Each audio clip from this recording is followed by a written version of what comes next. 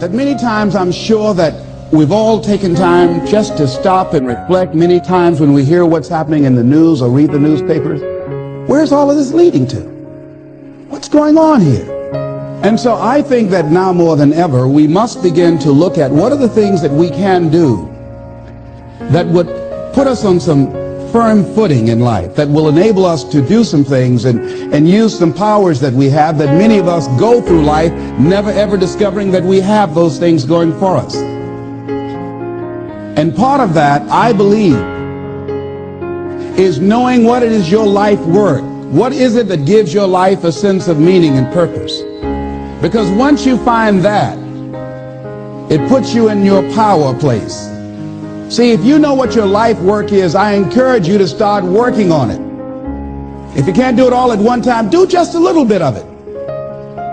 And if you don't know what it is that you showed up to do, if you don't know why you're here, I encourage you to find out what your purpose is here. What is the meaning of your life? What will be different? Have you ever asked yourself that question? I've done that. I remember coming from a friend of mine's funeral, and I was reflecting on how much time I had left. And I went for a walk in a park thinking about this guy whose life was so promising. And I mean, he wasn't an old guy. He was quite young, in fact. And I thought about all of the things that he said he was going to do, and he never got a chance to do those things. And I started thinking about my own life and how much time I had left to do the things that I would like to do. And at that time, I wasn't sure what my life purpose was, what my life's work was. I wasn't sure about it at that time. And I thought about it quite a lot. I had some idea, but I wasn't convinced. I don't think I felt worthy. I didn't believe that it could be me to do this kind of work that I'm doing right now. And I say to you that if you begin to take a conscious effort to find out what it is that you're supposed to do, I say that it can literally save your life. I said that it can literally save your life.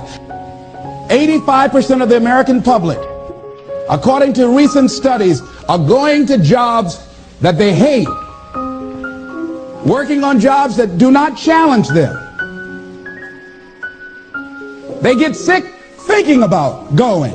Because, see, when you go to a job and you already know how far you can go, you can already see that proverbial glass ceiling. See, when you're going someplace and you already know how much you're going to make, you already know how far you can go, you're in a dead-end position. It erodes your self-esteem. It lowers your sense of yourself. It creates an inner turmoil. It creates an emptiness in you. So I say that your life is worth finding what it is that you're supposed to do. And I'm not saying quit your job. I'm saying find it and do just a little bit of it. Just start working at it just a little bit, but do find out what your work is and hold on to it, and don't let your dream go. Don't let it go. See, and here's something else I want you to begin to look at. Why is it that most people don't pursue their dreams or don't do better than what they're doing if they're capable of doing it? I think that many of us don't go the next step because we don't know what to do yet. And I say that the reason that we don't even explore the possibility of what to do is because subconsciously we don't believe that it can happen for us, and we don't believe that we deserve it. Here's something else. Most people are not living their dreams because of fear, ladies and gentlemen. Fear, limited vision, and lack of self-esteem is what keep most people doing things they don't want to do. That is an illusion that we create in our mind. It is a state of mind that can be changed. So let's look at how we can begin to take some steps to restructure that fear, to begin to expand our visions of ourselves, to begin to increase our self-esteem. Webster said that self-esteem means competence and satisfaction in oneself. The same reason that people stay in relationships where they're abused or they're unhappy or it's unfulfilling, they can't see themselves beyond that relationship. They can't see themselves enjoying life without that person. They think that this is all that they can do. The same reason that people get stuck at a certain level in life, they can't see things being better for them. And they think that this is it and this is all they deserve. This is all they've ever seen. It's been passed on to them. And they think that this is it for them. Oh no. I was looking what Dr. Blanton, Smiley Blanton, who was a colleague of Dr. Norman Vincent Peale, what he said about fear. He said, fear is the most subtle and destructive of all human diseases. Ladies and gentlemen, fear kills dreams. Fear kills hope. Fear put people in the hospital. Fear can age you. Fear, ladies and gentlemen, can hold you back from doing something that you know within yourself that you're capable of doing, but it will paralyze you. And it seemed like you're in a hypnotic spell. And I ask you a question, what is the benefit? What's the benefit of allowing fear to hold you back? What's the benefit of giving up on yourself, of not stepping out on life and taking life on? What is the benefit for you? What's the plus in that? It's one of the things I had to ask myself. So I didn't want to make any mistakes. I wanted everybody to like me. I wanted to be perfect the first time I did something. It's not going to happen. You're going to make some mistakes. You're going to hurt some folks' feelings. You're going to create some enemies whenever you decide that you want to begin to take life on. You've got to ask yourself, how long am I going to allow this to hold me back? I like what Zig Ziglar says. He said, fear is false evidence appearing real. So here's what I'm suggesting. How much time do you spend working on you?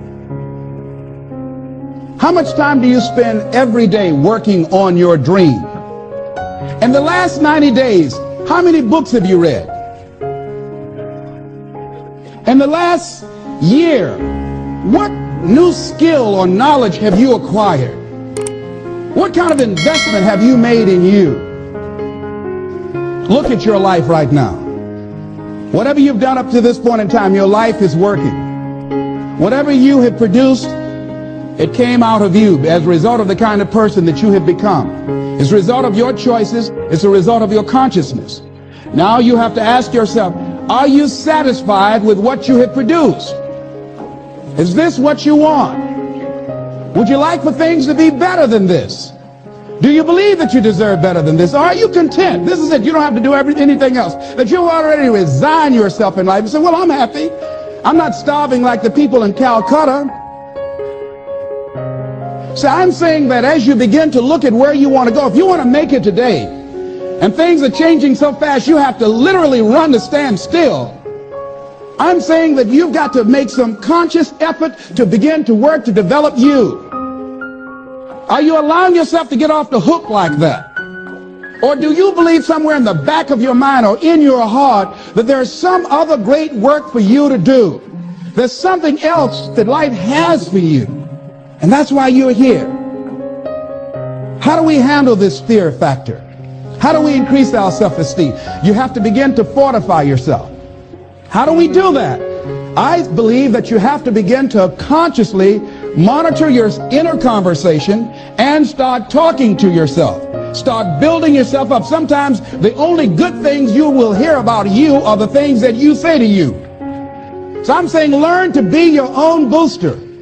Start building yourself up. Start encouraging yourself. Start saying, I can do this. I can make this happen. When I started thinking about becoming a speaker, I said, yes, I can do this.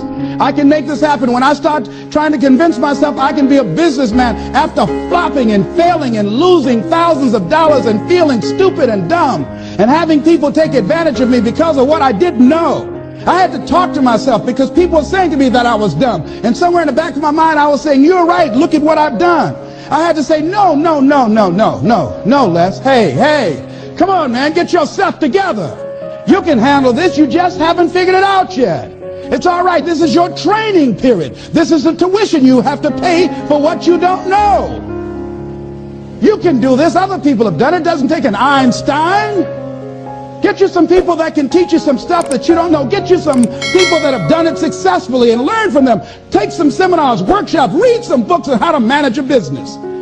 Change the way you see yourself and begin to tend to the personal details. Understand that nobody's going to take care of your business better than you.